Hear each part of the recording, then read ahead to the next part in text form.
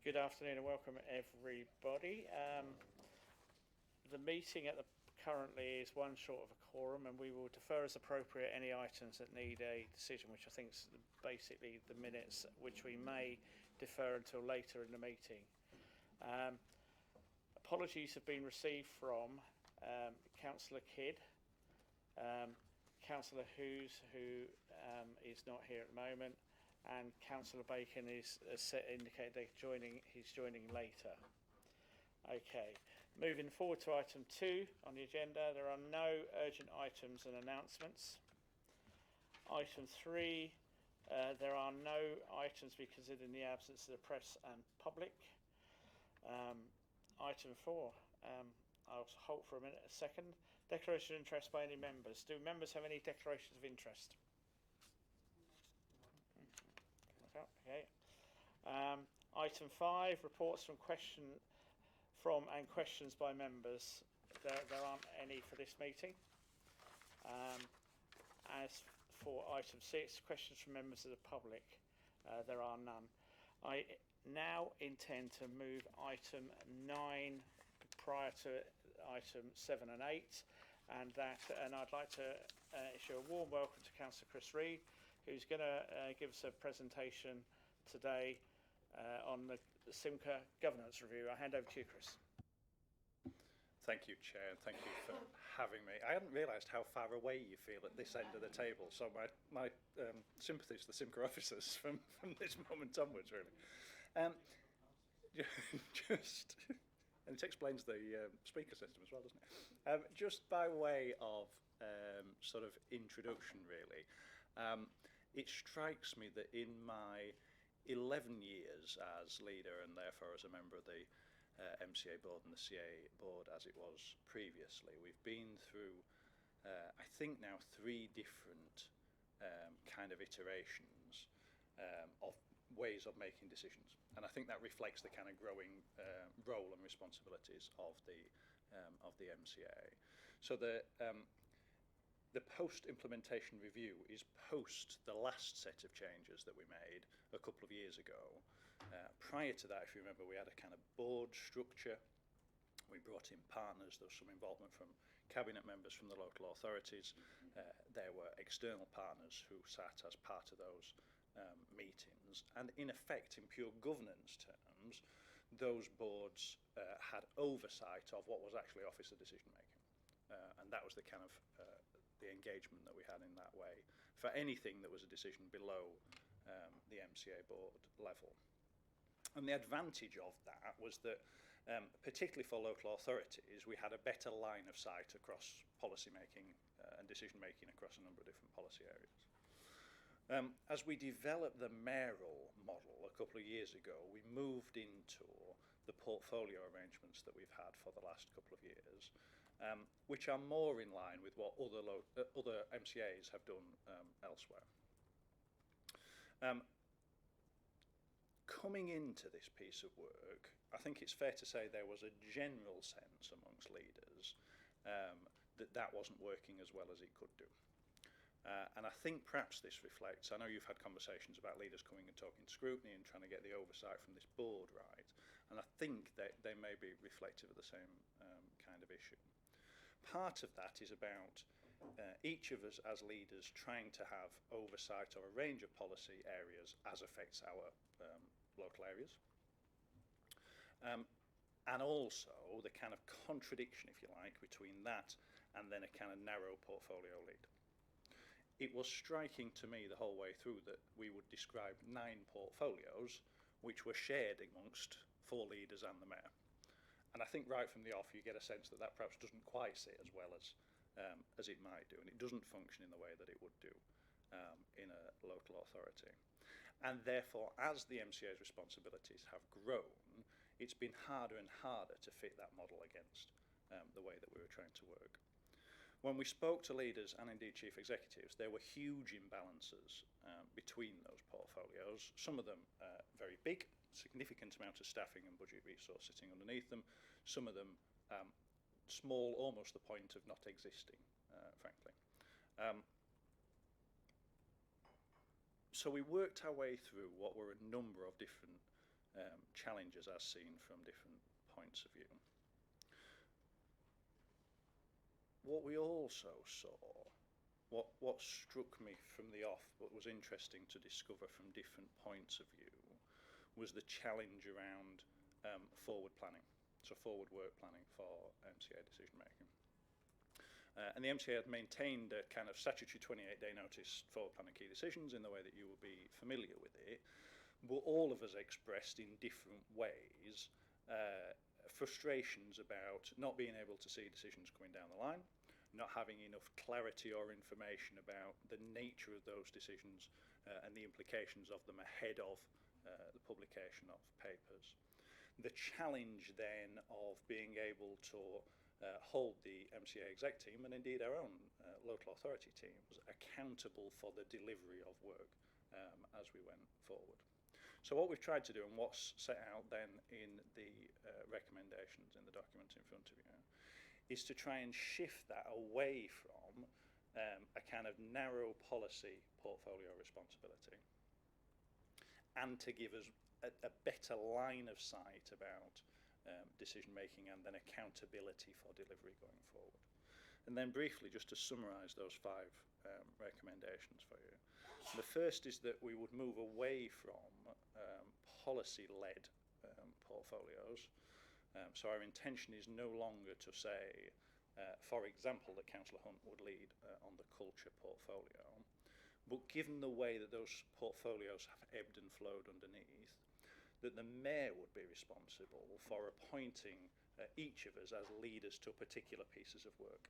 So we'd be responsible on an almost project type basis for giving political leadership to a piece of work. And as the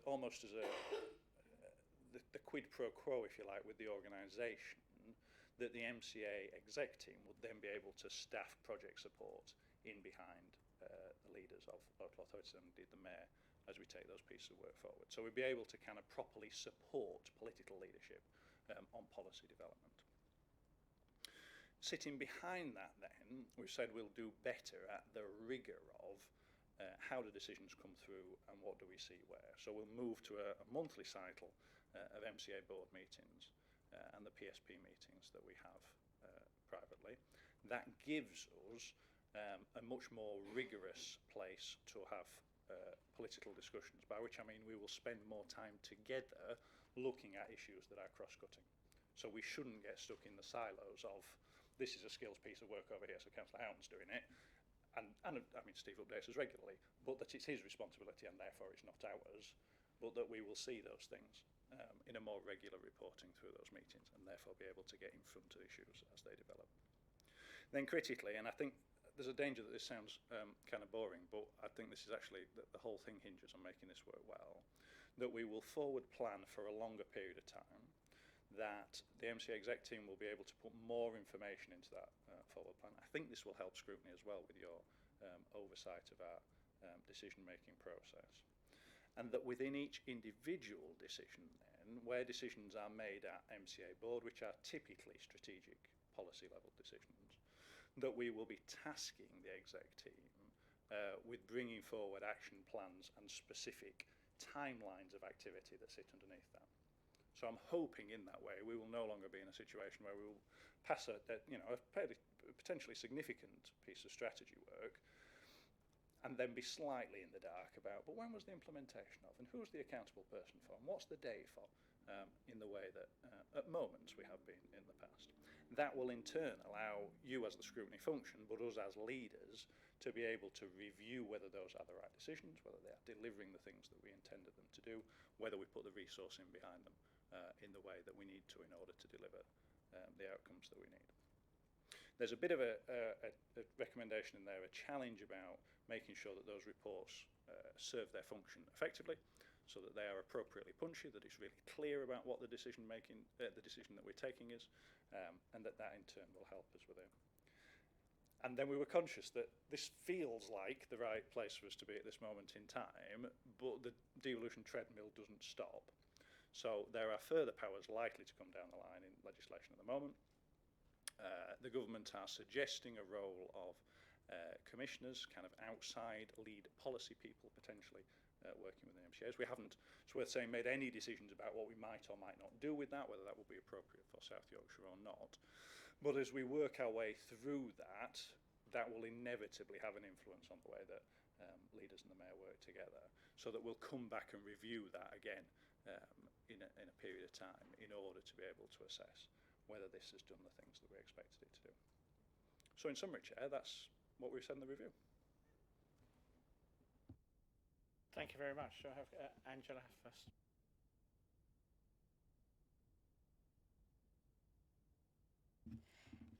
Thank you very much for the report and the presentation. I was just like, in principle, as you know, in Sheffield we have a committee system that has worked, I think, very well in the situation where we have no overall control, because we've had to look at what we can do together rather than focus on the things that we disagree on, and we made really good progress on loads of things that wouldn't have been conceivable under a cabinet system.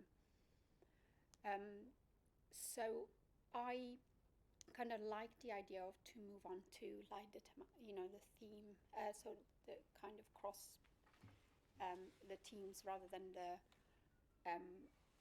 portfolios, partly because lots of things overlap as well, so it makes more sense.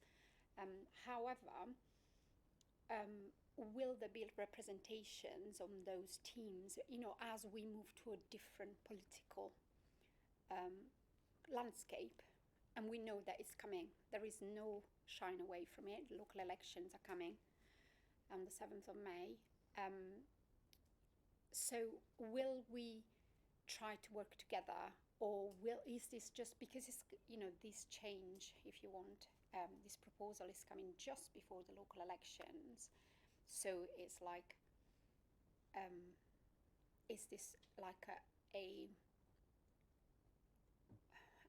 I don't want to say attempt is the wrong word, sorry, it's afternoon and English is my second language.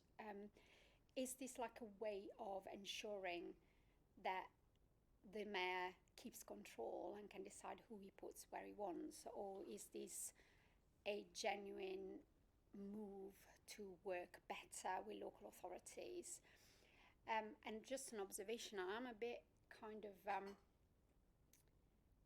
I'm not surprised, but it's good that we are having the meeting kind of recorded, I hope, or at least some people. But to hear that there isn't that oversight of timescales and things at the moment is quite scary for the amount of power that effectively one person has, and how much the devolution bill is actually centralising even more into the hands of that one person. And from my point of view as a local representative, it feels really scary to think that there is an oversight, there isn't a plan where people can track and say, oh, who's delivering this, when is it happening? So I'm glad that we're thinking about putting it in place, but it's scary that it's not in place at the moment, especially with everything that's, the amount of power that mayoral authorities are, and mayors in particular. Thank you. So, I should say first and foremost, it is absolutely not some sort of power grab by the mayor. It was not the mayor's idea. The mayor was not seeking to influence it in that way, and that isn't a conversation that we've had. What you have in mayoral systems that are perhaps not appreciated prior to doing this piece of work is in local authorities, the legislation in cabinet systems. The legislation sets your executive powers with your mayor, with your leader, sorry. And then the council's constitution effectively determines how you do that, and you distribute those through your cabinet, usually. And then, we have arrangements with our scrutiny function, for example, around the way that we discuss them. MCAs don't work on the same footing. There are powers that are vested in a directly elected mayor. There are powers that are vested in the MCA as a group of members, sometimes with a qualified majority vote and sometimes not. And we've never kind of had to live that out in real time in South Yorkshire, but who knows, you run the process long enough, eventually there will be things that test some of those rules out. And whereas in general terms in local authorities, the business, the tasks that we do, the duties that we hold are fairly well established. In mayoral systems, they are changing certainly within the year and sometimes on a monthly basis. So you didn't have a situation where the mayor was simply saying, I'm going to exercise what are in effect mayoral powers about transport functions, let's say, through a portfolio holder. What you had was we'd attempted, working with the mayor, to divide those policy areas up. And frankly, what the review showed was that we'd been outrun by events, that the organisation and the political climate had simply moved beyond what we were doing in practice in order to provide political leadership to that. And that, I think, is the benefit of the system, is it gives us flexibility while also giving us as leaders much more rigour about the decision-making process, the place where we have our discussions, the action planning and the reporting back. The other thing that's happened is, once upon a time, we came to what were then CA meetings, and effectively we gave out government grant for regeneration projects. That was really all we did. We talked a good game at times, but really that was what we were actually doing. And that money then filtered down into local authorities, by and large, sometimes to private sector partners, but by and large to local authorities. And we would run our own schemes. And in effect, the governance of the schemes, in practice, sat with the local authorities. And I think that's the kind of legacy culturally for the MCA, is that we've not moved on from that into a world where there are so many other things, you know, things of soft influence and power, strategic partnership making, all kinds of activity that just doesn't fit into that model. So what we're trying to do with this piece of work is to make sure that the governance responds to that challenge and then does give the kind of rigour and discipline that we all want to see in terms of delivering good value for the taxpayer. Brian. Thanks, Chair. Hiya, Chris. On a couple of issues, when we're talking about powers changing and things like that, the government's giving more power to the mayoral authorities. What's your personal views on that? Because how will that work with local authorities like Rotherham, Sheffield, Doncaster? How does it work in that? How can councillors have confidence in that? And the other thing, a question I'm going to ask you it because I know my colleague from Rotherham's always gone on about it. What's your views on allowances for people attending meetings of this body or any other body? Because as you can see today, currently we're in quorum, and would that allowance make it more appropriate to be quorum, or should the quorum, say, be reduced and talks with government? Because it is an high quorum. Thank you, Brian. On your first question, I think the devolution of powers from government into the regions is a good thing. It's a good thing in principle. It's not an unadulterated good thing. It comes with challenges. But the principle that decisions should be made closer to communities that we serve is the right thing. My worry is that we are potentially getting into the stage where actually we're not drawing down powers from the government, we're lifting up powers from local authorities and putting them into a sub-regional basis. Now, there are times when it is good for us to work on a sub-regional footing. We've always done that around transport, around police, around fire, around pensions. I think we ought to have a good, long, hard look at those proposals and think what the best way of making that work for South Yorkshire is. Because frankly, councillors will always know their communities better than any one of us. You know your ward better than I do as the leader of the council, and I know my borough better than the mayor will know Rotherham. And that's not a criticism of anybody, that's just the way that the world is. So I think we need to be really careful as we approach that we put in place decision-making processes that allow stakeholders to be engaged in the right way and to have proper accountability about that. And that's accountability for me, just like it's accountability for you, and indeed for the mayor. What I wouldn't want us to do is to kind of drift and this isn't anybody's intention in South Yorkshire, I'm sure, but that we would drift towards a kind of agglomeration of powers at South Yorkshire level that feels further removed from communities. I don't think that would serve those communities well. So that'll be a challenge for us going forward. I don't know the best way for you to organise your scrutiny function. I suppose you will know it much better than I do. I am generally cautious of granting additional allowances to members without some clarity about what's being achieved from it. Not least because I think it looks dreadful to the public that we end up in a situation where we are seen to reward ourselves, and you know, rightly people will resist that. If there is money that is helpful to allow members to fulfil their responsibilities and to put time in where otherwise they would need to be at work or whatever it might be, then that's a legitimate conversation, and we could have that conversation. Whether it helps with quorums, I think we have some pensions colleagues, perhaps not this year, but certainly in years gone by, on Pensions Board and Pensions Authority, who struggled with the same kind of challenges around attendance, even though there are some allowances in there. So I don't think it's a magic bullet, anyway, put it that way. Hannah next. Thanks, Claire. Thanks, Chris. I don't think we've ever met before. It's nice to meet you. This is one of those, I think, fundamentally quite tedious, but really sort of quite important governance reviews that. Yeah, absolutely. Yeah, got the feeling that was your sort of vibe. But it needs doing, doesn't it? In order for these organisations to function properly, you need someone on the team who is able to get into that kind of, you know, underpinning detail. So I think it's really good to see.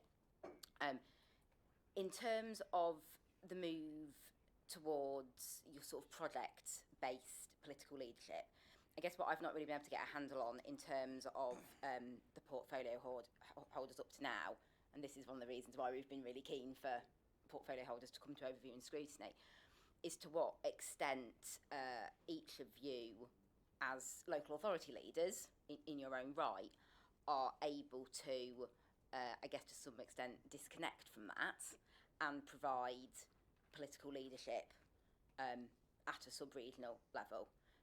This is obviously, I think, I'm going to say a relatively easy piece of work on that, because it's, you know, it's governance and, you know, sort of paperwork and committee based rather than sort of political strategy on a wider level. You know, I know how deeply invested Steve Houghton is in Barnsley, you know, and how hard that runs through him. And I just wondered to what extent you think that shift from sort of policy themes of interest to projects that must benefit the whole sub-region, not just individual constituent authorities, how you think that's going to play out. Thank you. I think a lot of this stuff is muscle memory. You know, the older I get, the more I think we're all just creatures of habit, and we do the things that we do because they're the things that we do. And in bringing together 4 South Yorkshire authorities, you know, we have all challenged our ingrained behaviours as part of that. I think the honest answer is there is much more we can do to provide a genuine collective South Yorkshire leadership. But I think we need to do that in a way, actually, to quote Steve slightly back at you, that makes sure that everybody gets something out of it. Yeah. Because he's absolutely right about that. The only way that you get buy-in, the only way that I am confident enough to say Sheffield should receive a big slug of money for a big project, is if I'm confident that something is going to come back Rotham's way as part of it. And that only comes with time. You know, that's just a sort of matter of practice, really. I think the fact that we are proposing a system that gives us more collective ownership, more time together, and more focus on sharing responsibility across portfolios will help to move us more in that direction. And that's an onus on all of us, really. It absolutely shouldn't be the Mayor's responsibility to lead South Yorkshire and our responsibility to lead our 4 places separate to that. So I think that model will help us to to kind of exercise that muscle, if you like, that allows us to exercise collective responsibility. But that will only work on a sustainable basis when everybody is confident that their place is going to do well. And it might not be this year, it might be next year. And it might not be on this subject, it might be on something else. But that behaviour is learnt over time. And I think we're better than we were, but I don't think we're where I'd like us to be in 10 years' time. Laura. Thank you. I'm really interested in the forward planning stuff because too often I see this committee as looking at historical activity, and proper overview and scrutiny needs to be looking forwards. So we need to scrutinise what proposals are being suggested are coming down the line, because then there's a greater chance of them being successful. So I think I welcome it, because I don't like just looking at what's gone on before. I want to look forward to what the region needs and how we're going to do it better together. And I think that is really, really important. And that role for this committee is crucial, because we can stop mistakes happening. We're always going to make mistakes, and I make loads.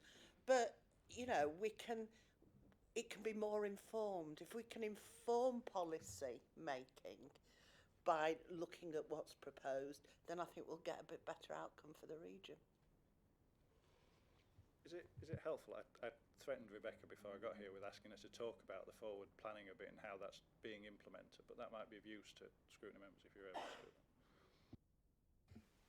Yeah, so in terms of next steps, following this, the proposals will go to the MCA board next week for approval, and then it'll be a matter for the mayor to discuss with leaders how he wants to take forward, the portfolio arrangements, and that will come back to board again for approval when changes to those are agreed. As an executive team, we are currently working on that forward planning. So there's a lot of work ongoing at the moment around the South Yorkshire strategy and what all of that looks like. But I think you're right, Councillor. I think when we get to that position where we are planning further in advance across the year and beyond, in line with the corporate plan and the South Yorkshire strategy, then what that enables you to do as a committee is, when we get to work planning at the start of the municipal year, it enables you to then plan your scrutiny sessions and the timing of when those topics come forward more aligned to what those plans are. So that work is underway. The proposal is that by the next municipal year we will have much more of a coherent forward plan that extends beyond just that 28-day statutory requirement. And there's also work ongoing as well around, so we're already planning, notwithstanding that the decision is still to be taken at MCA board, but officers are anticipating the need to plan in additional meetings. So work's ongoing with Sarah and the local authority teams to plan those meetings in for next year, and to make sure that the reports that we provide meet the requirements of the review as well, so that they're as strong as they can be. We do have a team of staff that are looking at the proposals that are coming forward through the devolution bill and how that might impact. And as you'll know, that's at committee stage in the Lords at the moment. So we're keeping an eye on how that makes its way through Parliament. And once we've got some certainty around what that looks like, we will stand up that further review of our governance arrangements moving forward, and we'll keep this committee informed as well of what those proposed changes are. I think, as well as what Councillor Reid mentioned around the potential role of commissioners, we're also mindful that we are moving into a space of more operational transport focus with bus franchising, and that changes the nature of what it is that we do as an organisation.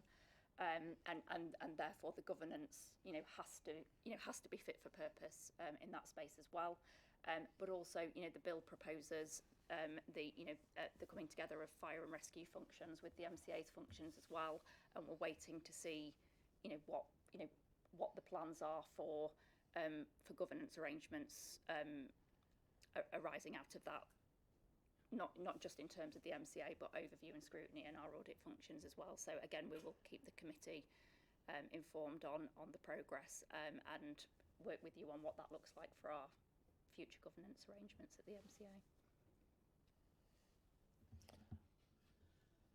Hannah, if it's a quick one.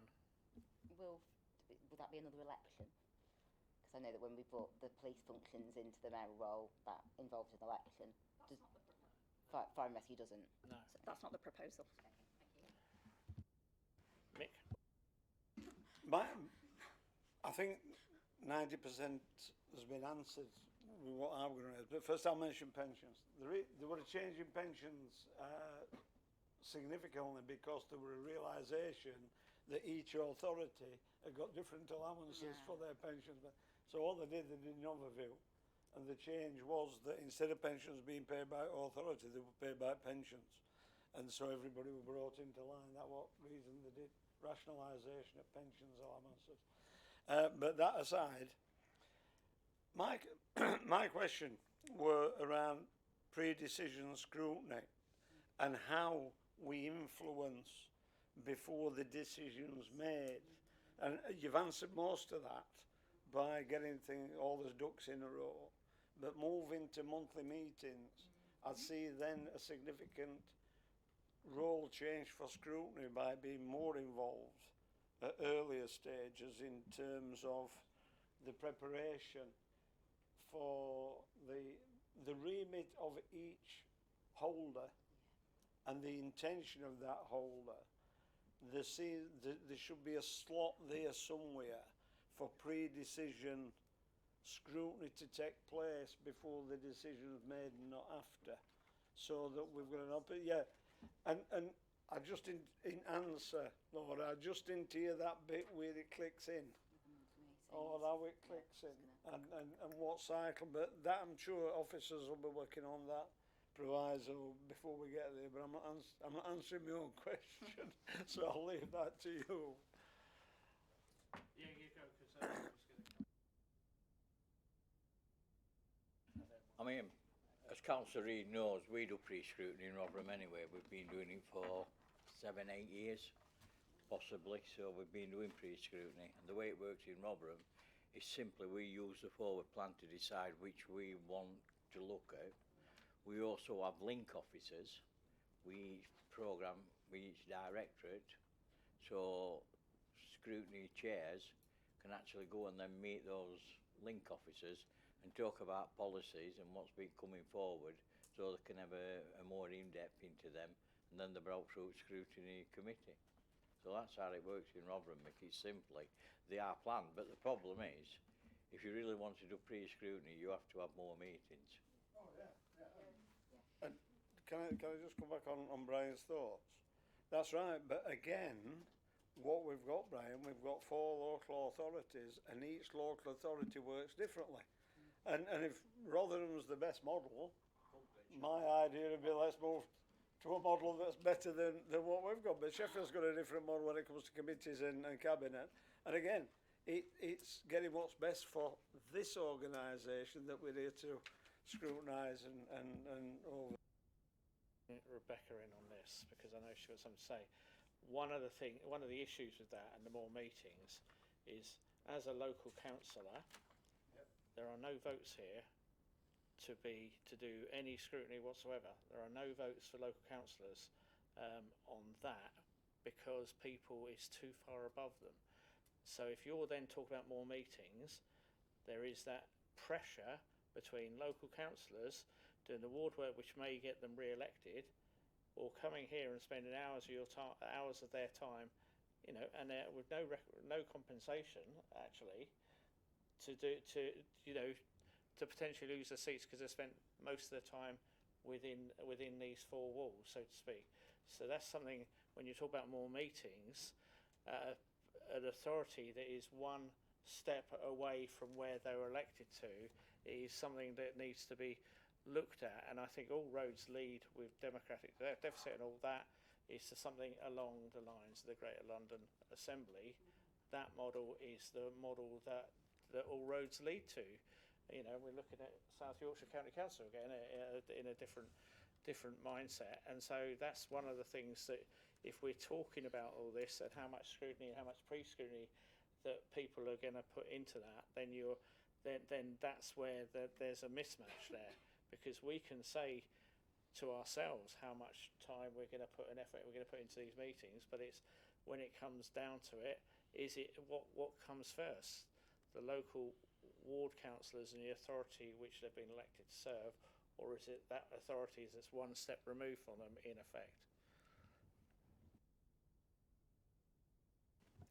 Yeah, I mean, Councillor, I was going to say, it's, you know, it's if as members of the committee, you'd like to look at increasing the frequency of meetings, that's absolutely something that we can do as part of your work planning. I think there's also the opportunity to look at the sort of model of scrutiny and use of other tools that you've got available to you, such as things like task and finish groups, and how those are used to sort of deep dives and more detailed scrutiny of particular matters that form part of your work plan. So that's certainly something that we can take forward as part of that annual review work that Sarah and the team lead on. Well, we do work on task and finish group model in Barnsley. So again, it's different methods used in different organisations. Chris? Thank you, Chair. Just if I can be so bold, I wonder if the thing that might work best for this committee going forward, just in terms of where you can exercise most influence, is not necessarily around the pre-scrutiny work, although I'm sure there will be opportunities for that, but is in this bit around setting out a timeline for action plans and delivery, and then being able to pick your moments as those policies get reviewed. It seems to me that if we can really do that well, the amount of information, performance information, summaries of work done will lead to much better informed policy making from us as a group of leaders, but also actually will give you a richer experience and more of an opportunity to choose your moments of, this is an issue that is relevant to our communities, and once we've done some work and we're so far down the line, actually then we're going to be able to come and give you some really strong feedback. So I wonder if it'll take a little bit of time for that to play out, but actually for the scrutiny committee, I wonder if that's the place where you'll really be able to get hold of things. Because one of the things coming back on as the devolution bill goes through Parliament is we have obviously we've got a scrutiny committee where there's talk with the fire as it's still going through it with that, and whether, you know, because other mayoral combined authorities have several scrutiny committees for different approaches. There's something with the workload, etc., that we need to look at, because it could, some of this is good, the thematic approach and how we go through that, the great sessions that Sarah's organised in terms of deep dive, where we do have 2 hours of very intensive looking at how we organise approach, on themes. So already in place there are the sort of some of the building blocks of how we can operate. My worry is when we talk about task and finish is the ability of members to be able to attend those, or the willingness in extra to other things to add to the additional workload. That's the issue I have, because I feel it on this committee that to ask too much and suddenly say we're going to do, if there's 10 board meetings a year, if we're doing pre-scrutiny, if we're matching in tandem with that, you're suddenly talking about a lot of meetings before you've even got to task and finish groups. And task and finish groups, I think they're a great thing, and they can, on a very concentrated body of work and getting some very strong recommendations, and members who on the task and finish group can become quite an expert on those, then that's a good thing. But I wonder how much ability this scrutiny, etc., would have to do that. That's the issue I have. Right. My view on this, Chair, if we are going to be trying to get more members in and more people involved in scrutiny, I think at a regional level the government should allow these meetings to go online, and that would save people's time, because to be fair to you, you've said about time, you've come here from Sheffield, I've come here from Rotherham, I've come here on tram, I've got to get to the tram first, so it takes have an hour journey. If they put these meetings online, you'll be able to facilitate the times better, people will be more involved in them, because clearly, when people are travelling from other side of Doncaster, and I don't know where these councillors are from Doncaster, I don't know which wards they represent, so I don't know how long it takes them to get here, what kind of transport they have to come across. So in my view, these, if we are being serious about telling the government, these kind of meetings should be able to be put online in any review. Angela. Yeah, I totally agree with that, because it would be interesting to see why people are not attending. Like last time I asked my substitute to come because I had a clash in my diary with another meeting, which I'm sure is the case with some people who are not here. But also, it's about access, isn't it? People may have caring responsibility, they might have jobs where they don't allow them to take time off on certain days. And having the, we don't mind doing the hard work if we can manage it. But it's when the workload goes up and up and up, and there is no kind of allowance for, different needs of people.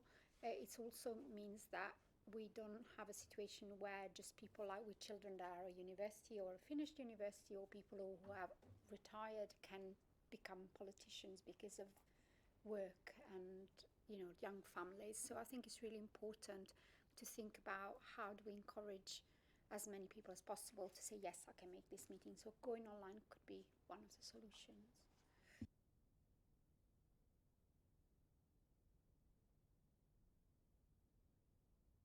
The only other thing that I was talking about is because we have the ability for members' questions. Now, I know at Sheffield we have Simca questions there, and I was being asked, because they're doing a governance review, whether it would be more appropriate that it was very clear that councillors from across South Yorkshire put their questions to either here or to the board, so they have a period of time before, as appropriate within the board meeting, where councillors can put questions in relating to the subject, and potentially at Sheffield we have I don't know how the other authorities work, but they have the ability to have a supplementary question on the basis of the questions asked, and whether that would be a more appropriate thing to put it, because I've discussed briefly with the officers here, is that my presumption is that when we put a question in, or when members put a question into Sheffield City Council which relates to Simca, then all they're doing is going across the Simca officers to then, as being a further step away. And I wonder whether that could be worked into proposals to allow more input from councillors, because a lot of councillors, for the best will and well, they haven't really switched on to the power, responsibility, etc. that Simca has, and whether it's made pretty clear and more explicit that this is where they could ask questions. And if it's not a formal part of council meeting, then that could happen online, that councillors can ask questions down the line if they knew they were going to have questions to the board on the questions that they've submitted in advance, not a general free-for-all, but questions that are submitted in advance, and then they have the ability to ask a supplementary question. If that's worked in to the proposals explicitly, that would be a good thing, I think. So we didn't consider that as part of the review that we've undertaken. I think it would require only some small alterations from the arrangements that we have at the moment to facilitate that. We have public questions. I think I'm right in saying public have to be in attendance in order to ask their question. Rebecca, do you want to?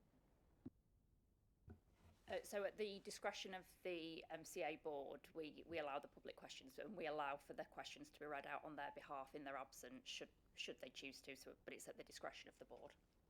Is it online or? But we could make that available online, in principle. I can't speak for my colleagues, but in principle we could. I'm conscious I don't answer the questions at the board. But I would have said that it's not a formal part of the meeting, but it's part of the meeting, but it's not a formal decision-making part of the meeting. So I can't see that there would be a particular issue with that. I mean, councillors could attend in person if they wanted to, but to facilitate it and the timekeeping, it may be something that I would I would recommend myself. I mean, it would be up to individual authorities how they make arrangements for questions to spokesperson. So I think in theory we do the same as you do, where there is a slot on our full council agenda where I can take questions as a representative on the MCA board, as a partnership. Brian's shaking his head because he just hates the questions. Where I can take questions with an MCA hat on. The reality is the next item is questions to Cabinet, and to be honest, you can fit the question into either of those two boxes and it doesn't in practice make any difference. Questions to the MCA board are answered by the Mayor, so the Mayor answers them as chair of the board. We don't at the moment have questions put to individual members, but the principle of could we allow councillors to put questions to that board and to do that online, I think would be a relatively minor amendment. And off the top of my head, I can't think of a good reason not to do it, so we could take it away and have a look.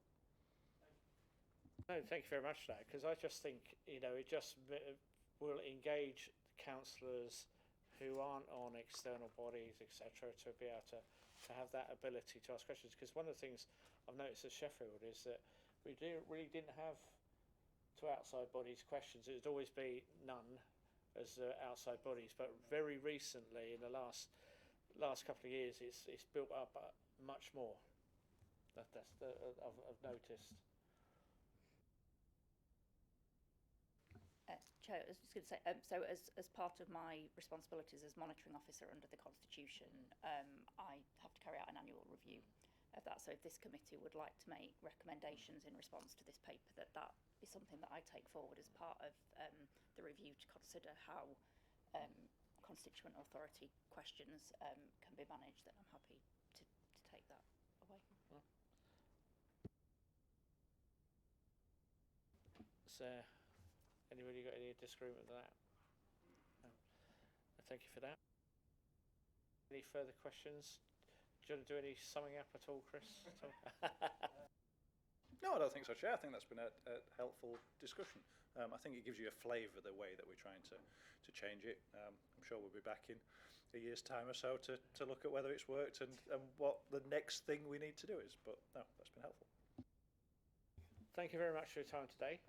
It's been much appreciated. I think it's found it very useful. Obviously, with the Government's Devolution Bill and other things coming down the line, I mean, this could be out of date before we're very far forward. But, I mean, because when the last Government's review, which was 2 years ago, less than that, then it's, these things coming down the track and things will have to be adapted, will be constantly adapted, and that's the whole point about the MCOs over government, is that was the intention anyway, I think, to make them a bit more fluid.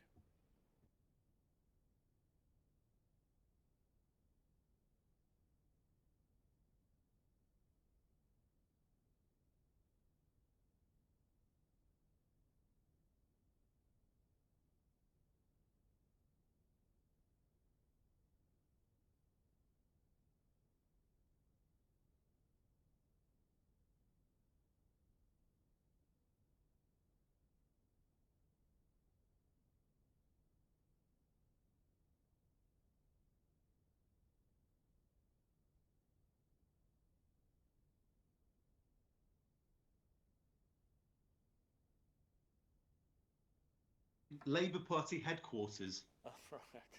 To come down here to sort everything out. It's a good job it wasn't the other way round. Otherwise, yeah, that's right. It's a good job it wasn't the other way round. Otherwise, it'd be public purse for a Labour Party meeting. Anyway. Yeah, Anyway, welcome today. Welcome to the meeting over in the Scrutiny Committee. And I will first ask. I think I've got a question from Angela first. Hi, Oliver. I hope you're Hello. okay. I just have a couple of questions for you. One is, as the chair of the Integrated Care Partnership Board, were you made aware of the substantial payment granted to the exiting CEO of the regional ICB. If you were made aware at the time, when did you find out? No, I was. Oh, sorry. And my other, Sorry. Go on. yeah, I have just another question that is, not really, sort of. Does Simca have support? Is there a policy that supports providing golden parachute payment to senior officer leaving employment at Simca?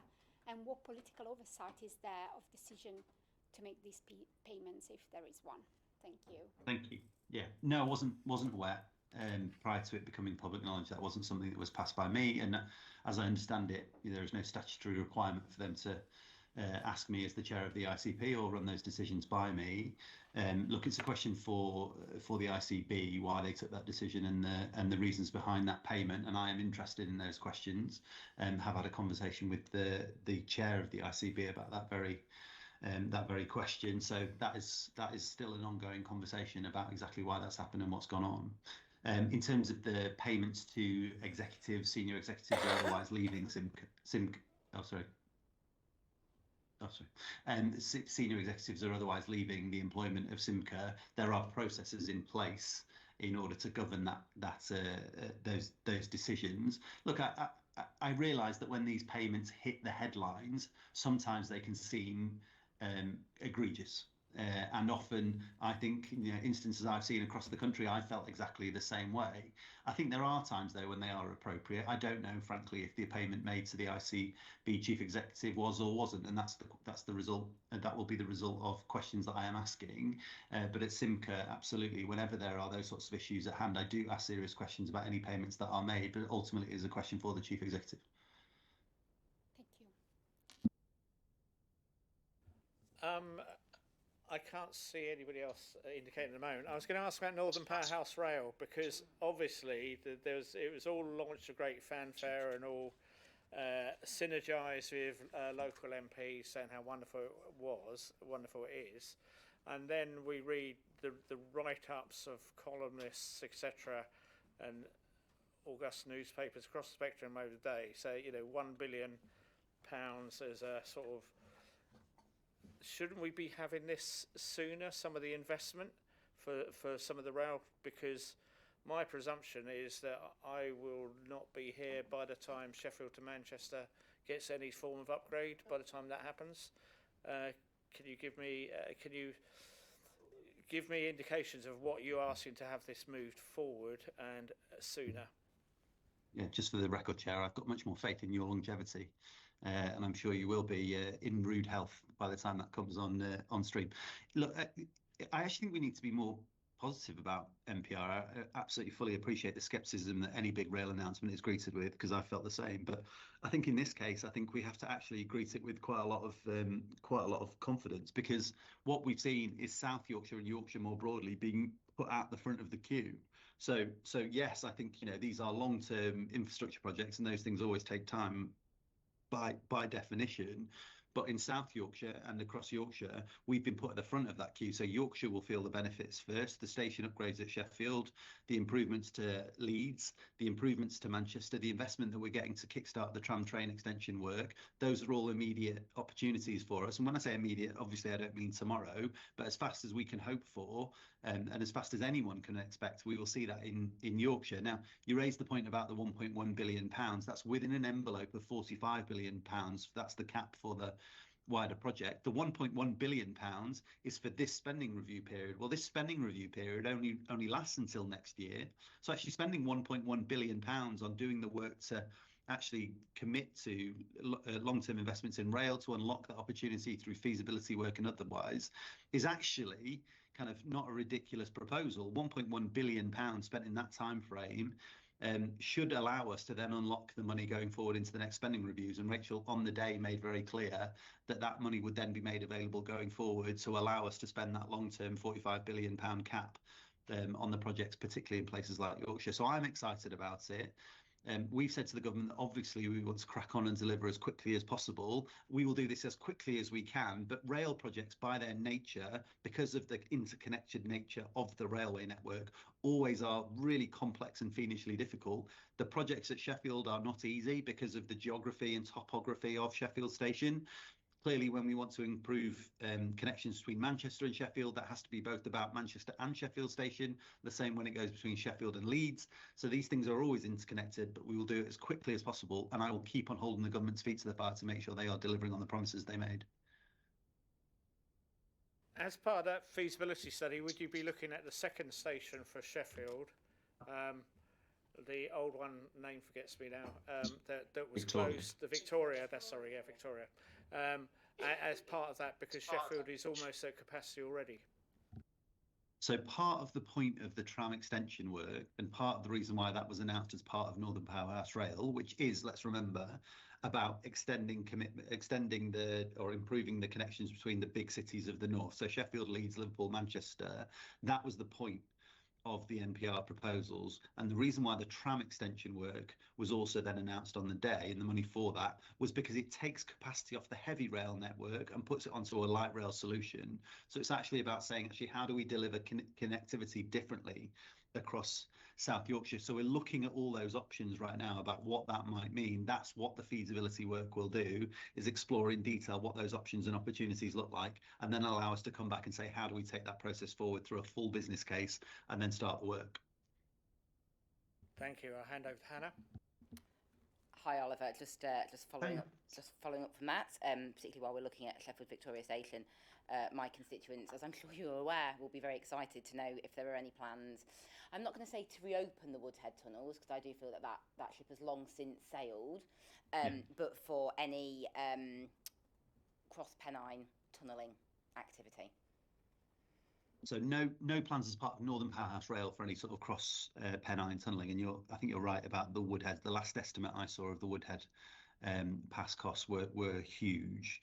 I've long argued we need better connectivity to Manchester, and certainly we need to improve the road connections between South Yorkshire and Greater Manchester. They're two of the biggest economic geographies of the whole of the north, if not the whole of the country, and it would be a massive boost to be able to connect those cities more reliably. In particular, the rail connectivity is now kind of what we're addressing through NPR. So the NPR improvements actually build on the work that's already been done. So the Hope Valley line improvements are already in place, but the problem, as it's been described to me, particularly when it comes to Sheffield rather than Barnsley, you'll understand, the problem is essentially like building a better motorway, but having two full stations at either end. So Manchester Station in particular is way over capacity, partly because of freight. So you need to solve that problem and the station problem elsewhere. So that's actually the major priority, and that's what we're trying to fix.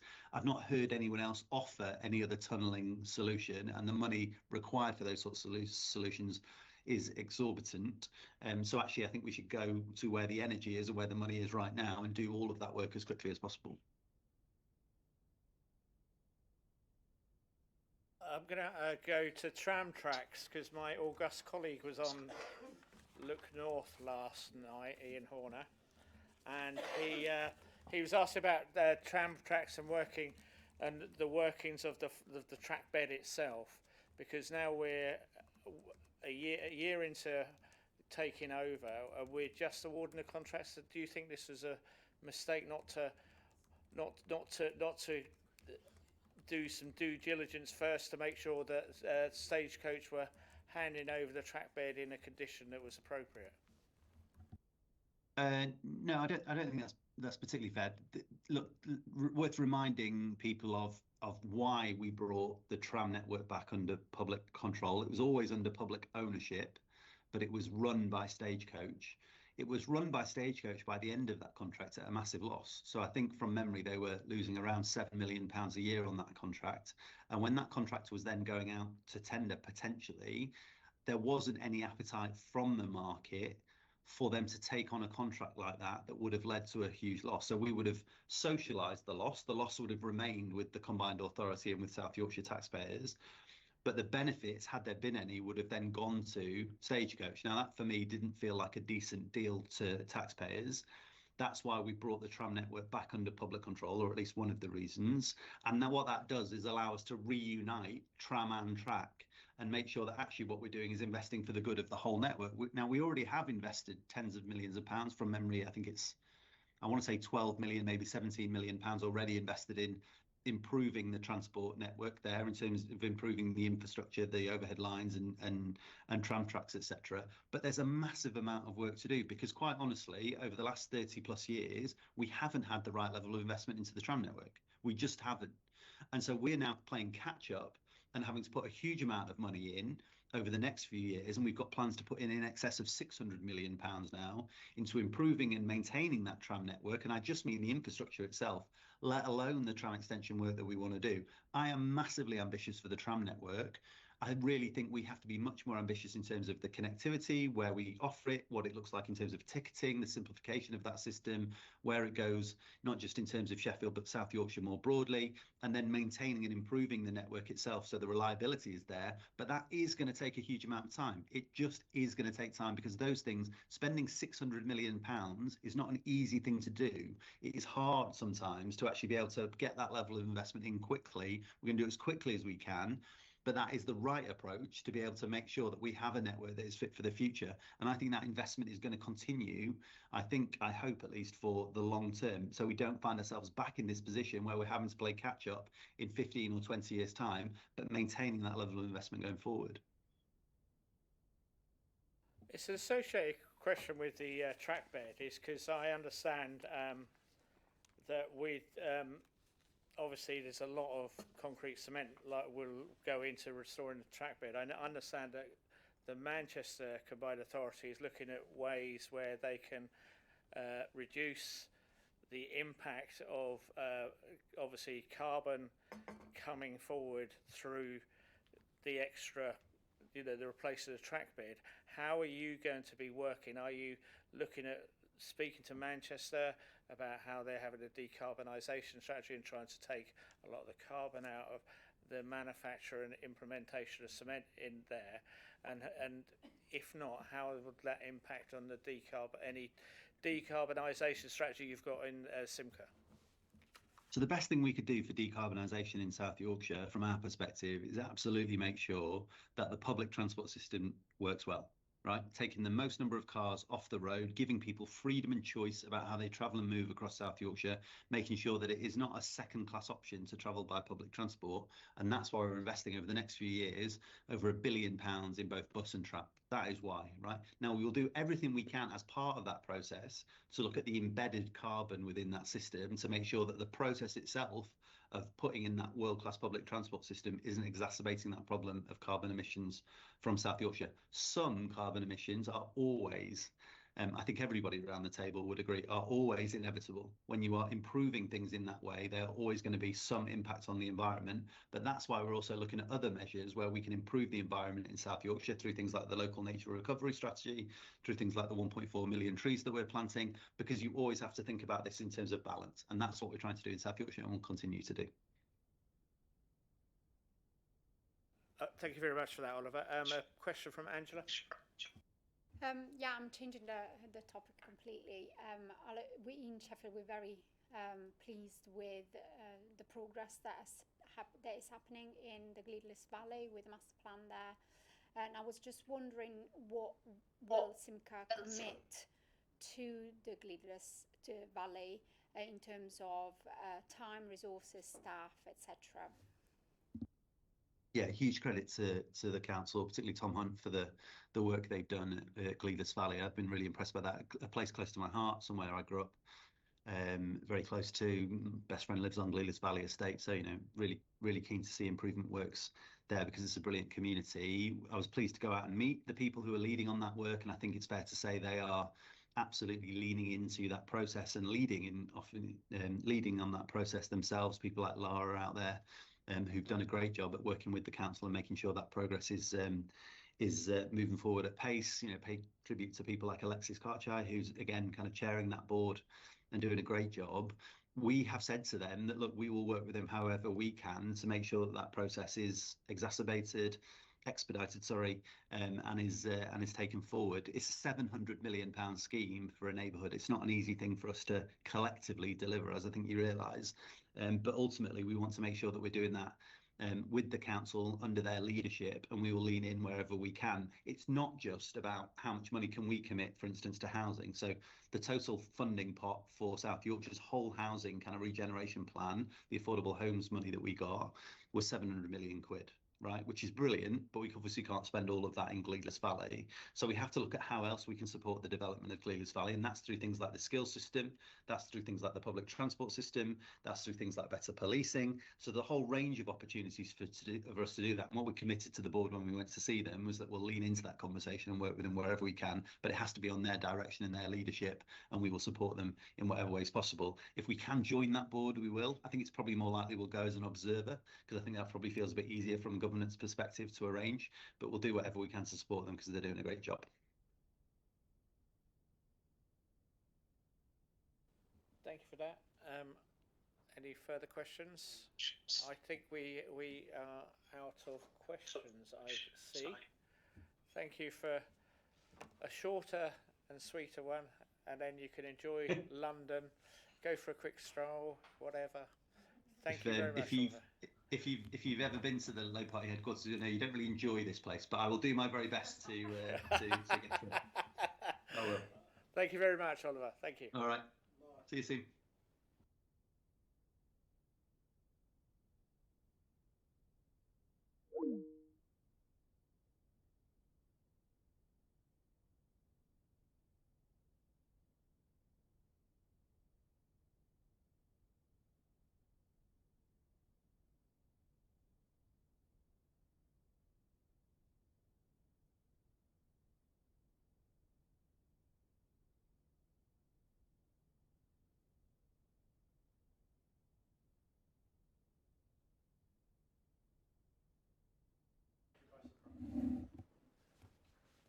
Okay. If you're happy for me to I'll pass. I think we just come back to live stream. We're now moving to item 11 on the agenda, which is bus franchising, and I hand over to Matt Goggins. Thank you, Chair. So the purpose of the report in today's pack is to update the committee on progress with bus franchising in South Yorkshire. So specifically, I'll cover two areas. So the draft specification for new buses under franchising, and the draft communications and engagement plan that supports the programme. Just as a reminder, this follows previous sessions with the committee in autumn last year. So committee's asked to note the update and also to provide feedback on both the bus specification and the comms and engagement plan. So just to recap on previous engagement with the committee, you've already contributed significantly to the approach to bus franchising, most recently through a meeting on the 2nd of September and then a workshop in October. So the September update set out the delivery structure for bus franchising, which includes operational work streams, so fleet, depots, operations and IT, and also commercial work streams, so things such as network design, fares, procurement and customer experience. So key themes raised through the workshop and the committee meeting included things like network design and fares, and especially the reliability of services and the complexity of fares. Accessibility, so including the need for stronger engagement with people with disabilities. Bus priority infrastructure to improve the reliability of the bus service. Integration across bus, tram, train and community transport. The need to use data better, and also suggestions from the group about specific groups Cllr should engage with. So today's report provides updates, as I say, on fleet specification and engagement, which were two of those areas that members specifically asked us to return to. So I'll start with bus fleet and the specification for new buses. So Cllr's taken a balanced approach to the modernisation of the fleet through franchising, and there are three main components to how we're approaching fleet. So first one is the purchase of existing diesel buses where that's possible. Second is the procurement of new battery electric buses, and the third is procuring new low emission diesel buses. So the decisions on where that balance will be struck will be dependent on available vehicles, so the current fleet that's available, the funding that's available, and the readiness of each of the depots to be able to accommodate electric buses and electric charging. But the key commitments that will underpin that will be the intention to significantly reduce the overall age of the bus fleet, to remove all diesel buses that are older than 15 years, and also to ensure that at least 30% of new buses purchased are electric or zero emission. The specification we've developed is built around 3 pillars. So that is passenger safety at all stages of the journey, accessibility for all users, including those with mobility, sensory and cognitive needs, and improving the passenger and driver experience, including the appearance of the vehicle, onboard information and comfort. The engagement we've had so far has covered operators, trade unions, accessibility groups, members of the public and internal teams, and that's shaped an initial vehicle specification which is set out in Appendix A. So we're now seeking final member feedback on that specification, noting that we'll need to finalise that by the end of this month in order to hit procurement timelines. And then secondly, the communications and engagement plan. So a draft comms and engagement plan has been produced for the first 6 months of delivery. So that is going back to November last year through to May of this year. Focuses on 4 priorities, so establishing a consistent, proactive approach to comms and engagement, the delivery of 2 engagement phases, so one focused on fleet and one focused on network, supporting programme milestones and mayoral milestones, and also building the foundations for a wider longer term campaign from 2026 to 2029. So the aim is to build the understanding of bus franchising, to build confidence and trust, to enable people to have meaningful involvement, and to improve coordination across partners and audiences. Appendix B sets out the milestones, messages, deliverables and success measures, and again feedback's invited from members. The plan will remain a live document and will be adapted as milestones evolve. Very happy to take comments and questions. Got Brian first. Angela. Hi, Matt. Thank you so much for the report, and thank you so much for, it's obvious from this update that all the comments that we made last time have been taken on board, and particularly pleased personally about, more clarity about the accessibility in terms of people with disability, sensory impairment, and people with neurodiversity. I have a couple of questions regarding the specification of the buses. There are 2 questions, and then I have a list of things that I wanted to kind of share. So the aim is to get 30% of the bus fleet to be electric. But will there be a timetable to get to 100%? And do you think, to me 30%, I know that we're starting from a really low bar, but 30% doesn't sound very ambitious. And I'm just going to, for comparison, where other places are. So York, First Bus operates 100% electric, zero emission bus fleet in York. Leeds City buses en route via are 100% electric.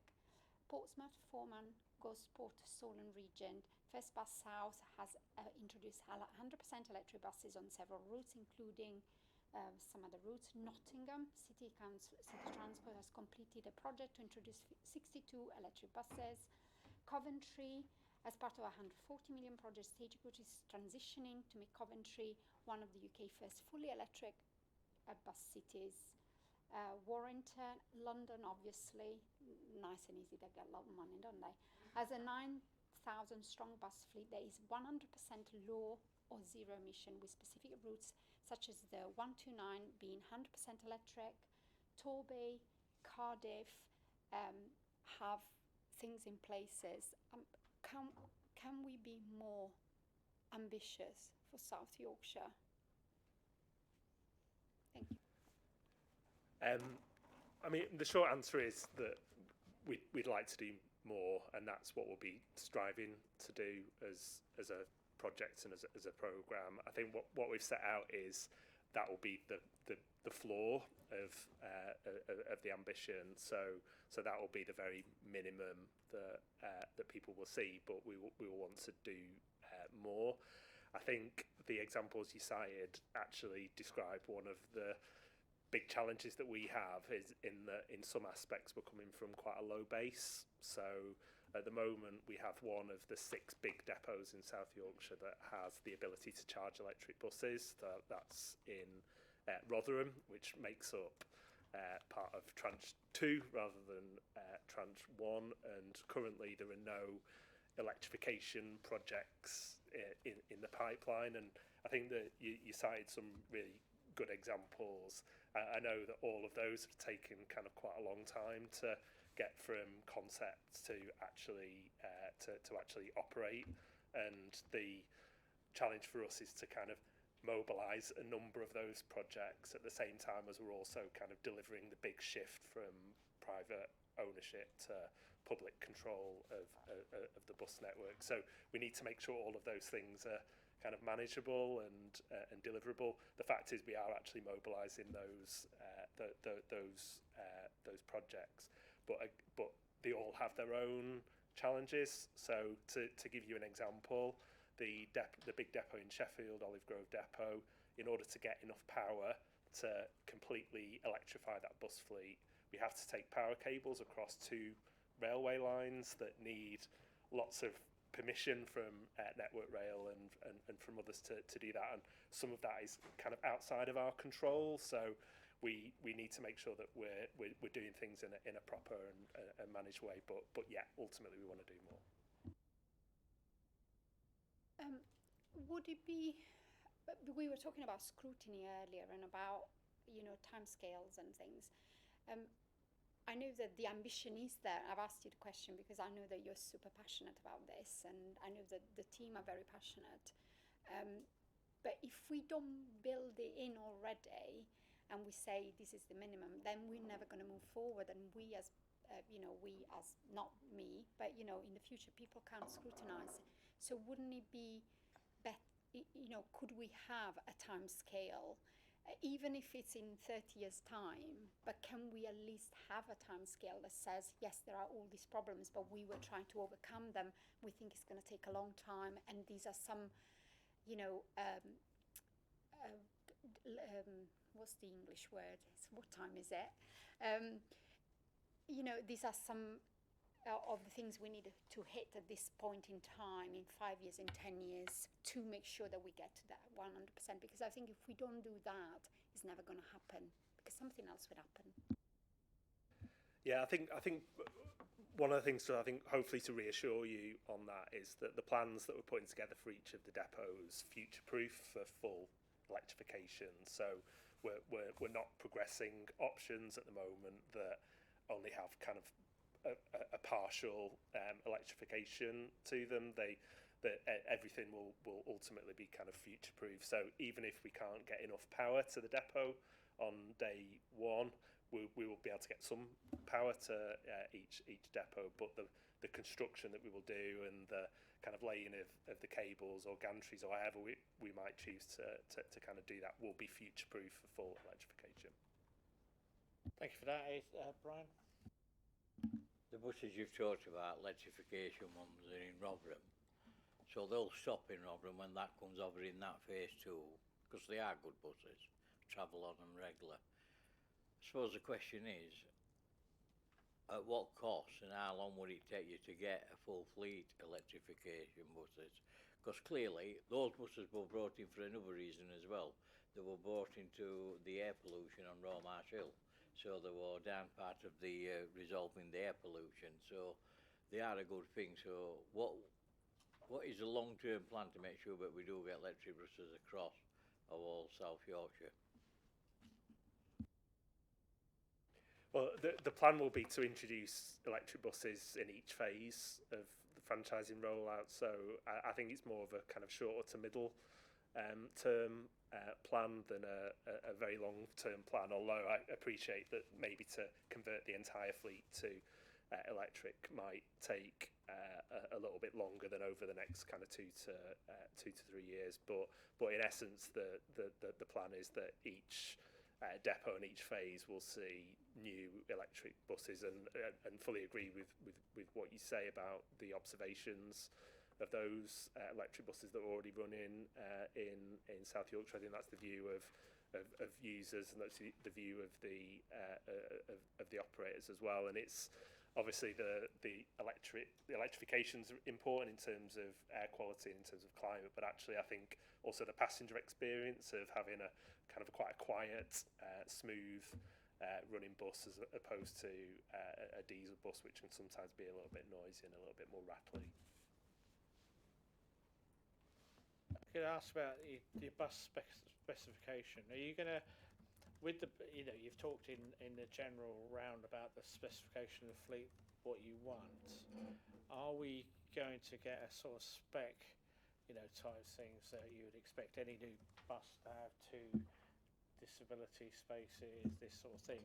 Because one of the things I'd like to see, because the cynic in me, because I've seen too many times when we're told things as councillors over my many years on council on and off, and then suddenly what arrives is not what we were told was going to be the case. So one of the things I'm keen as a scrutiny committee is that if there is any specification downgrades, that we'd like to see that and why it's been put in the place, because I understand occasionally it's going to be cost options and that sort of thing, and so I'd like to, is that something that we can have as a scrutiny committee here? If you're going to say, well, we're dropping one of these things we've been telling you we're going to be putting in, and this is the reason why, and so that we have the option to say, well, haven't you thought about something else, as a scrutiny committee? I mean, yeah, I'm sure we could do that. So the appendix kind of sets out everything we intend to in a summary form that's not the actual 800 lines that is in the actual specification that's going to go out. But yeah, you kind of hold us to account on the on delivering against that specification. And yes, we will come back to the committee if there's a downgrade on that. But I don't anticipate there being a downgrade on what we've set out. I did see it here.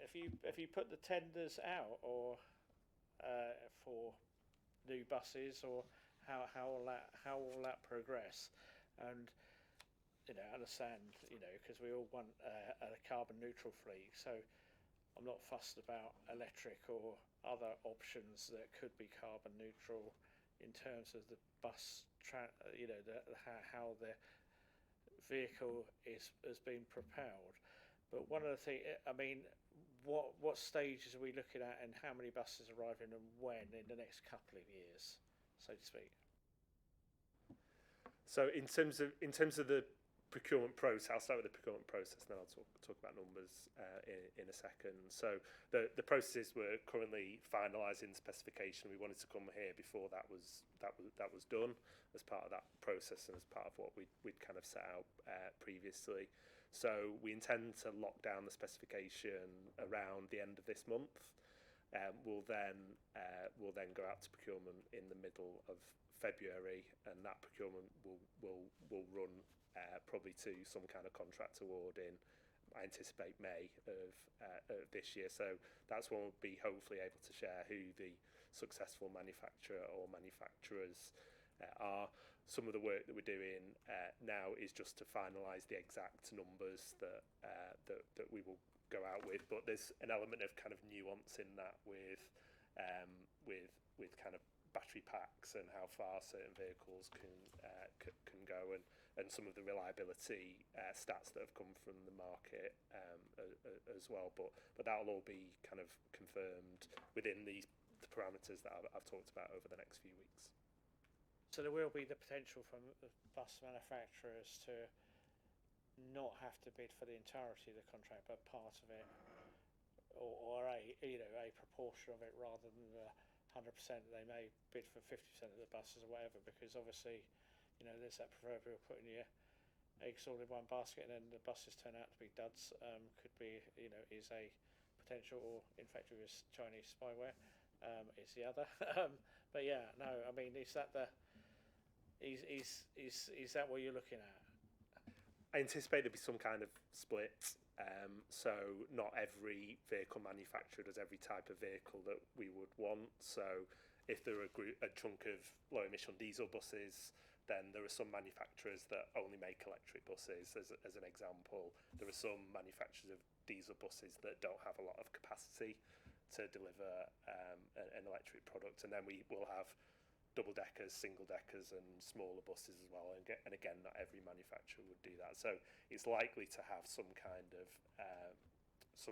split amongst different manufacturers. But until we've been through the process, we don't know. We don't know exactly how that will kind of play out.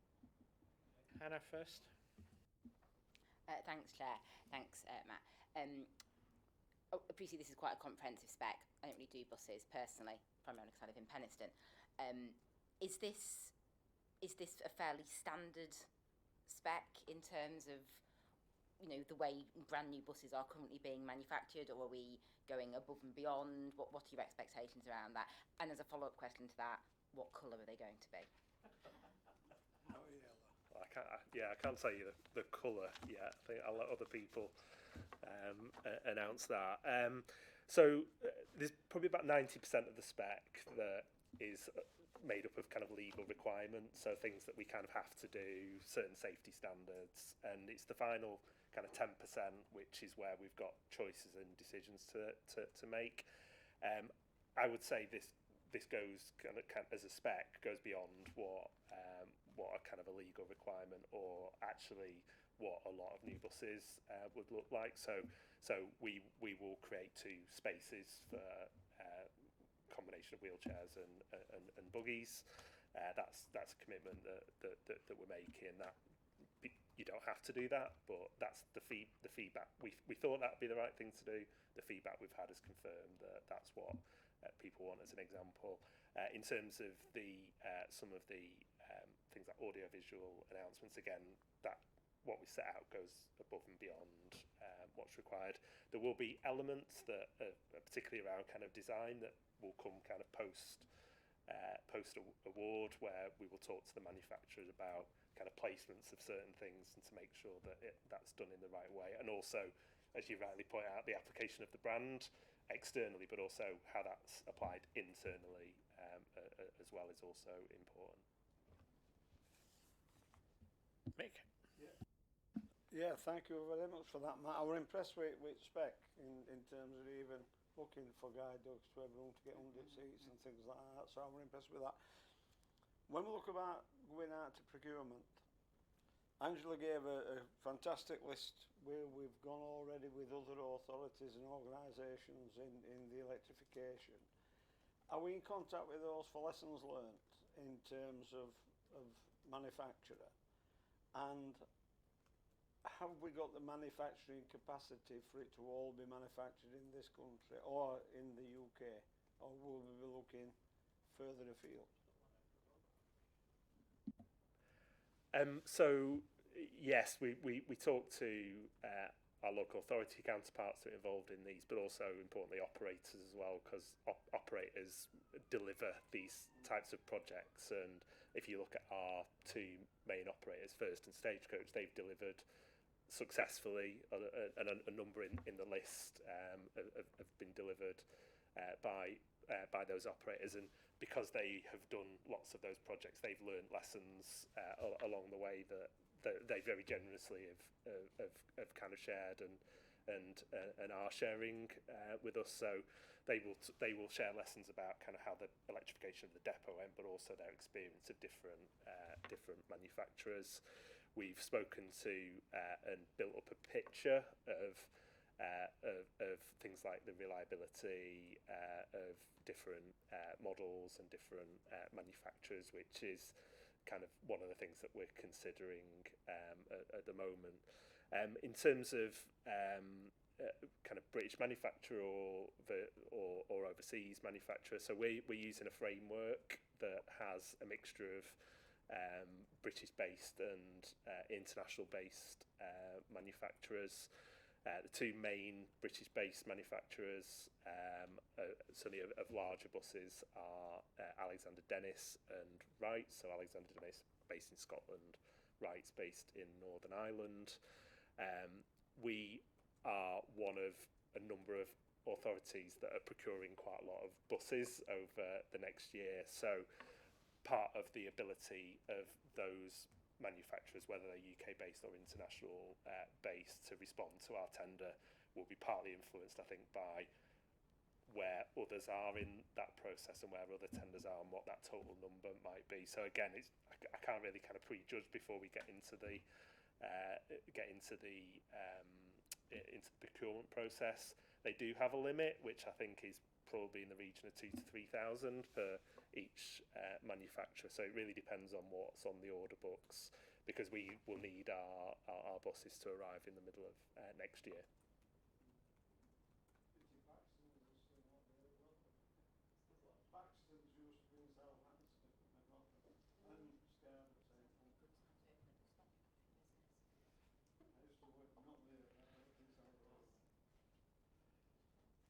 One other question, I don't know whether this is within your remit that has been raised. I know it's been talked about in Sheffield within the Transport Committee, is about is it ultralight rail and how that's moving forward in the pilots they're doing in Wolverhampton. Is that part of your remit, or does that cover or is that further above, and how that might have impact in the future? No one's told me it's part of my remit, so I think it's in Coventry, or very light rail. Yeah, I think we watch it with interest, I think. Any further questions from Matt? No. Thank you very much. Very informative. This is a really good presentation, and it's quite. But obviously, we'll be keeping an eye on the specs and whether there's any dilution, shall we say, and obviously decarbonisation of buses, but getting people on the buses is the important thing over time. As an avid user of buses, quite a few times recently I've been the only one get on the bus, the only one ever on the bus when I've got off the bus. So yeah, some of the fruits. So anyway, thank you very much.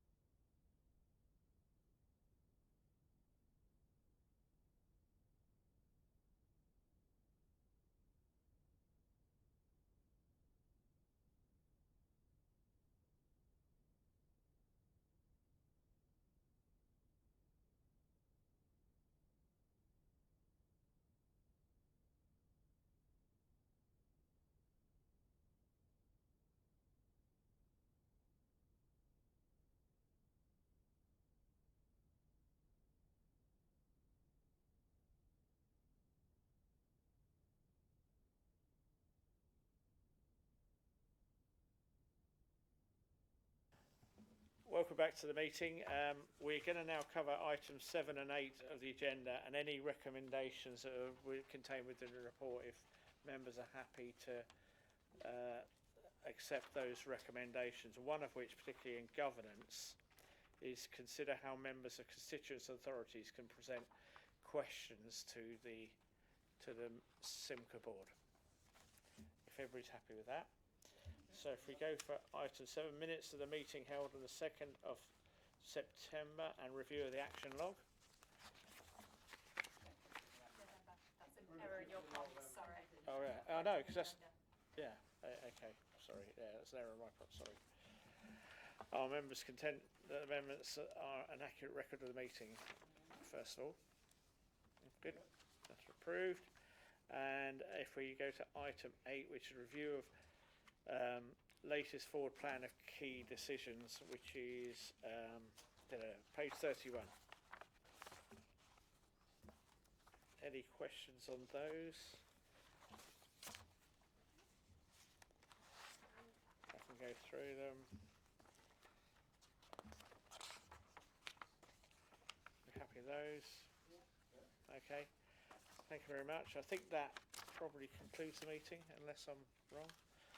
Thank you very much for your time today, and thank you very briefly for Josh to turn up so we can prove those. Thank you very much.